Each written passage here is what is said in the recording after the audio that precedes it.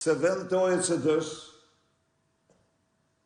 33% më të lartë se vendet e OECD-s, të cilat kanë 5 herë më të mëdha të arrurat për frymë se Shqipëria, se 6 herë, pastaj ti ke vendosur një gjob të rënd mbi qytetarët e vendit.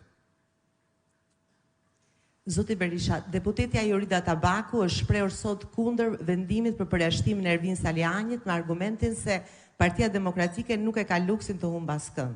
Kush? Deputetja Jorida Tabaku është shprehur kundër vendimit për përjashtimin e Ervin Salianit. Ajo s'pare një herë deputetja ka shprehur mendimin e vet. Dhe kjo është një gjë krejt normale. Së dyti, nuk është vetë përjashtuar. Është vetë përjashtuar. Vetë përjashtimi është kur ti shkel në mënyrë flagrante ato që ka thot statuti i partisë tënde. Kjo është e vërteta.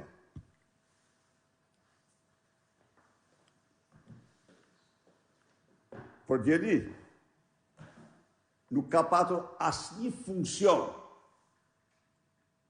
as në Këshill Kombëtar,